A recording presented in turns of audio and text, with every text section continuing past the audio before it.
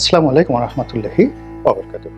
সম্মানিত দর্শক, ডক্টর মোহাম্মদ ইউনূস জীবন সায়ানে এসে যে নিয়তির খপ্পরে পড়েছেন, যে অলৌকিক পরীক্ষা নিরীক্ষার মধ্যে পড়েছেন, এটি এমন একটা জায়গাতে এসে দাঁড়িয়েছে, মনে হচ্ছে তার সারা জীবনের যে অর্জন, সেই অর্জনগুলো হয়তো জলাঞ্জলি যাবে, অথবা তিনি ঘুরে দাঁড়াবেন, ইতিহাস তৈরি করবেন। এমন এক ইতিহাস, দুর্নিবার ইতিহাস, যা এই বঙ্গে কখনো হয়। একজন ৮৬ বছর বয়স্ক মানুষ সারা দুনিয়ার মান সম্মান অর্জন করে, পরিচিতি অর্জন করে এবং জীবনের বহু ক্ষেত্রে বহু সফলতা লাভ করে তিনি ৮৬ বছর বয়সে এসে রাষ্ট্র ক্ষমতা পেয়েছেন। এবং সেই রাষ্ট্র ক্ষমতা পাওয়াটা একেবারে অলৌকিক। যদি আপনি প্রকৃতির আইন মানেন, তাহলে এটি মহান আল্লাহ রাব্বুল আলামিনের পক্ষ থেকে হতে পারে একটি পুরস্কার, অথবা তার সারা জীবনের অর্জনকে একেবারে জলাঞ্জলি দেওয়ার জন্য একটা ভাগ, নিয়তির ভাগ। এই কারণ হলো, রাষ্ট্র ক্ষমতায় যাওয়ার জন্য তিনি নিজের থেকে কখনোই চেষ্টা করেন না। তার সেই সম্ভাবনাও ছিল না, সদিচ্ছাও ছিল না, হয়তো এই ধরনের যোগ্যতাও আল্লাহ রাব্বুল আলামিন তার ভিতরে দেননি। ফলে তিনি ভালো ছাত্র ছিলেন এবং ভালো লেখাপড়া করে বিশ্ববিদ্যালয়ের শিক্ষক হয়েছেন, চট্টগ্রাম বিশ্ববিদ্যালয়ের শিক্ষক হয়েছেন। এবং ছাত্র জীবনে ইকোনমিক্সের মতো একটি ভালো সাবজেক্ট তিনি অধ্যয়ন করেছেন। আবার শুধুমাত্র শিক্ষকতার মধ্যে তিনি বসে থাকেননি, তার মেধা, মননশীলতা, মস্তিষ্ককে তিনি কাজে লাগিয়ে গ্রামীণ ব্যাংক এবং ক্ষুদ্র ঋণের মতো একটি বিষয় উদ্ভাবন করেছেন। এবং একটি গ্রামীণ ব্যাংক প্রতিষ্ঠা সে ৮০-র দশকে, চারটিখানি কথা নয়। ওই সময়টিতে একজন বিশ্ববিদ্যালয়ের শিক্ষক হুসেইন মোহাম্মদ এরশাদ সাহেবের মতো একজন মানুষকে রাজি করিয়ে, খুশি করিয়ে ওই জমানাতে ৮০-র দশকে তিনি একটি ব্যাংক প্রতিষ্ঠা করেছিলেন। এবং এই গ্রামীণ ব্যাংকটির জন্য আলাদা একটি অধ্যাদেশ এবং আলাদা একটা আইন করা হয়েছিল, অন্য কমার্শিয়াল ব্যাংকের মতো নয়। এই কাজগুলো খুব স্বাভাবিক ছিল না। মেধা এবং মননশীলতার চূড়ান্ত ঠিক পরাকাষ্ঠা যদি কিছু বলেন, তো সেটা ডক্টর মোহাম্মদ ইউনূস দেখিয়েছেন তার কর্মজীবনে। তো এই ব্যাংকটি সাড়া ফেলেছিল, দুনিয়াতে সর্বত্র সাড়া ফেলেছিল। তিনি বাংলাদেশের রাষ্ট্র ক্ষমতা এবং বিশ্বের বহু দেশের রাষ্ট্র ক্ষমতাকে ব্যবহার করে তিনি একেবারে রাজনীতিবিদদের অন্দর মহলে ঢুকে গিয়েছেন এবং প্রায় সব ক্ষেত্রে তিনি ছক্কা মেরেছেন। সেটা হোয়াইট হাউস বলেন, বাকিংহাম প্যালেস বলেন, বা এলিসি প্রাসাদ মানে ফ্রান্সের, সব জায়গাতেই তিনি ছক্কা মেরেছেন।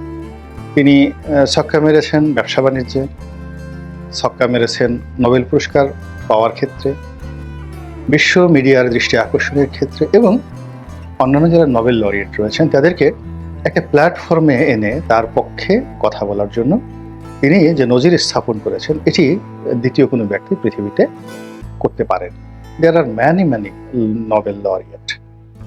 আমরা কয়জনকে জানি ইতিহাসে, সাহিত্যে, শিল্প, সংস্কৃতিতে, পাঠ্যপুস্তকে কয়জন নোবেল লরিয়েটের নাম লেখা আছে? খুব অল্প। তার মধ্যে ডক্টর মোহাম্মদ ইউনূস প্রধানতম। তো এই মানুষটি সবকিছু চেয়েছেন, কিন্তু রাষ্ট্র ক্ষমতা সম্পর্কে তার হয়তো দূর থেকে কামনা থাকতে পারে, বাসনা থাকতে পারে, লালসা থাকতে পারে। এবং তিনি ১১ সময় একবার চেষ্টাও করেছিলেন, এবং আমার বিশ্বাস যে লোকজন তাকে প্রলুব্ধ করেছিল। রাজনৈতিক দল গঠন করা, সংগঠন করা, রাষ্ট্র ক্ষমতা দখল করা বা যাওয়া, পরিচালনা করা, এটা তার যে কর্পোরেট লাইফ বা গ্রামীণ ব্যাংকে যারা তার একান্ত আপনজন ছিলেন বা আছেন, যাদের সঙ্গে শত্রুতা হয়েছে বা যাদের সঙ্গে মিত্রতা রয়েছে, তারা সবাই জানেন যে তিনি সিদ্ধান্ত গ্রহণ করার ক্ষেত্রে এতটা, যাকে বলা হয় নেতিবাচক বলবো না ইতিবাচক বলবো, মানে তার সিদ্ধান্তের বাইরে এটা শব্দ করা যাবে না। তো অ্যাপেলের সিইও বা এই যে খ্যাপাটে এখন ইলন মাস্ক, ওনাদের মধ্যে যে ধরনের কর্পোরেট মন মানসিকতা, পাগলামো, ঠিক ডক্টর মোহাম্মদ ইউনূসের মধ্যেও কিন্তু এরকম পাগলামো আছে। তো এই পাগলামো দিয়ে আসলে রাষ্ট্র পরিচালনা করা যায় না, এটি উনি বুঝতে পেরেছিলেন ১১ সময়। এই কারণে তিনি কি করলেন, যখন রাজনীতি করার চেষ্টা করলেন এবং সেটা ব্যর্থ হলো, ঠিক সেই সময়টাতে তিনি একদম খুব অল্প সময় ইউটার্ন নিয়ে কান ধরেছিলেন, নিজের কান নিজে ধরে বলেছিলেন যে আমি মাপ চাই। তো যাই হোক, নিয়তি তাকে আবার এই জায়গাতে নিয়ে এসেছে। কেন নিয়ে এসেছে, কি কারণে নিয়ে এসেছে, এটা আল্লাহ রাব্বুল আলামিন ভালো জানেন। আমরা বাইরে থেকে যোগ বিয়োগ করে যেটা বুঝতে পারি সেটা হলো তিনি নিয়তির খপ্পরে পড়ে গিয়েছেন।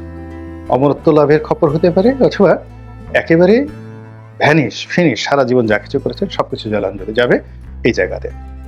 এখন তিনি যেদিন ক্ষমতা গ্রহণ করলেন সেই দিন থেকেই গ্রহ, নক্ষত্র, চন্দ্র, সূর্য, তারকারাজি, বিশ্ব ব্রহ্মাণ্ডের যা কিছু মানুষের গতিবিধি নিয়ন্ত্রণ করে প্রায় সব কিছুই তার বিরুদ্ধে চলে গেছে। তিনি ক্ষমতা গ্রহণ করার পর একটার পর একটা বন্যা, একটার পর একটা কালবৈশাখী তো না, মানে যাকে বলা হয় জলোচ্ছ্বাস, তারপর নানা রকম প্রাকৃতিক বিপর্যয়, যা কিনা এই অর্থনীতিকে তছনছ করে দিয়েছে। এরপর অনেকগুলো ঘটনা ঘটেছে বিশ্ববিদ্যালয়, রাজনীতিতে, ব্যাংকে, শেয়ার মার্কেটে, যেগুলো এখন আসছে না, কিন্তু এমন অনেক ঘটনা ঘটেছে যা কিনা তার সঙ্গে যায় না। আমরা তাকে ঠিক সেই রাজপুত্রের, কল্পনার যে রাজপুত্র, তাকে ঠিক সেইভাবে, মানে তিনি তো ডেনমার্কের খুব প্রিয় একজন মানুষ, নরওয়েরও খুব প্রিয় মানুষ। এর কারণ হলো টেলিনর যে কোম্পানিটি, এটি স্ক্যান্ডিনেভিয়ান কান্ট্রিগুলোতে খুব নাম করা একটা কোম্পানি, এবং তিনি সেই গ্রামীণ ফোন যে করেছেন টেলিনরের সঙ্গে সংযুক্ত করে। তো সেই ডেনমার্কের একজন খুব বিখ্যাত লেখক আছেন, হ্যান্স ক্রিশ্চিয়ান অ্যান্ডারসেন। সারা দুনিয়াতে তাকে বলা হয় রূপকথার রাজা। অসাধারণভাবে তিনি রূপকথা শোনাতে পারেন।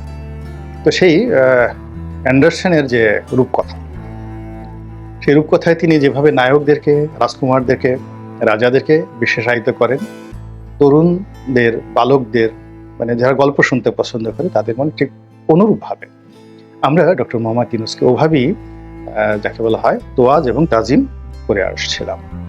তো এর কারণে কি হলো যে এই গত 3 মাসে আমাদের জাতীয় জীবনে এমন কিছু ঘটনাগুলো ঘটেছে, যেটা কিছু প্রকাশিত হচ্ছে, বাকিটা প্রকাশিত হচ্ছে না, আগামীতে হবে, যেগুলো আসলে ওনাকে ঘিরে আমাদের যে আবেগ সেটার সঙ্গে যায় না, কিন্তু ঘটনাগুলো ঘটেছে। এরপরে দেখুন তার সঙ্গে কত ভালো সম্পর্ক ছিল বাইরের প্রশাসনের। আমরা সবাই ধারণা করতাম যে তিনি এটা আনবেন আমেরিকা থেকে, ওটা আনবেন, এবং তার সঙ্গে আমেরিকার একটা ব্ল্যাঙ্ক চেক রয়েছে। কোনো সামরিক শক্তি, ইন্ডিয়া থেকে শুরু করে কেউ ডক্টর মোহাম্মদ ইউনূসকে ঘাঁটাতে পারবে না। তো সেখানে দেখা গেল সেই নির্বাচনে ডেমোক্র্যাটদের পরাজয় হলো, এবং ডোনাল্ড ট্রাম্প নামক একজন খ্যাপাটে, পাগলাটে, অসাধারণ মেধাবী এবং অসাধারণ সফল জেদি একজন মানুষ, তিনি আমেরিকা রাষ্ট্রের ক্ষমতায় আসলেন, যার সঙ্গে ডক্টর ইউনূসের কোনো কালই ভালো সম্পর্ক ছিল না। এবং আমরা এই যাবৎকালে যতটুকু জানতে পেরেছি যে তার সঙ্গে অনেকটা দা কুমড়ার সম্পর্ক। তো সেই সম্পর্কের প্রেক্ষিতে মিস্টার ডোনাল্ড ট্রাম্প যে ক্ষমতায় এলেন, এটি অনেকগুলো বিপদ আপদ, বিপত্তি, বালা মুসিবত সৃষ্টি করে ফেলবে ডক্টর ইউনূসের আগামী দিনগুলোতে। এর কারণ হলো রাজনীতির 99.99% যে নিয়ন্ত্রণ, এটি হয় মানুষের কর্ম দ্বারা নয়, মানুষের দৃষ্টিভঙ্গি দ্বারা। আবার বলছি, রাজনীতিতে কোনো কর্ম দ্বারা, মানে শুভকর্ম বলেন, অপকর্ম বলেন, ভালো কর্ম বলেন, এটা দ্বারা কখনো কারো নিয়তি নির্ধারিত হয় না। অনেক অপদার্থ স্বৈরাচারী বাদশাহ 50 বছর রাজত্ব করেছেন, এবং অনেক বিখ্যাত রাজা 5 বছর চালাতে পারে। যেমন উমর ইবনে আব্দুল আজিজ, যাকে দ্বিতীয় ওমর বলা হয়, এবং মানব জাতির ইতিহাসে এত কল্যাণকর বাদশাহ পয়দা হয়, কিন্তু তিনি উমাইয়া খিলাফতকে টেনে নিতে পারেন। 4 বছর বা 5 বছরের মাথায় তাকে হত্যা করা হয়েছিল বিষ প্রয়োগ করে। তো এরকম আবার মোহাম্মদ বিন তুগলকের মতো পাগলাটে খ্যাপাটে রাজা, আইভান দ্য টেরিবলের মতো বাজে অসভ্য রাজা বহু বছর রাজত্ব করে গেছে নির্বিবাদে, এবং মারাও গেছে নির্বিবাদে। তো যাই হোক, এই যে রাজনীতি, সেটা হলো জনগণ আপনার সম্পর্কে কি ধারণা পোষণ করে, আপনি কি করতে পারেন, কি করেন, তারপর আপনি জনগণকে কতটা ভালোবাসেন, এটা বড় ব্যাপার নয়। জনগণ আপনাকে নিয়ে কি চিন্তা করে, আপনার সম্পর্কে কি ধারণা করে, এটার উপরে রাজনীতির 99.99 ভাগ আপনার যে গন্তব্য, ভবিষ্যৎ, পরিণতি নির্ভর করে। তো এখন ডক্টর মোহাম্মদ ইউনূস সম্পর্কে আমাদের যে ধারণা সেটা ছিল যে পশ্চিমাদের সঙ্গে তার একটা বিশাল সম্পর্ক, যেটি এই ট্রাম্পের বিজয়ের মাধ্যমে এই ধারণাটা পাল্টে গেল।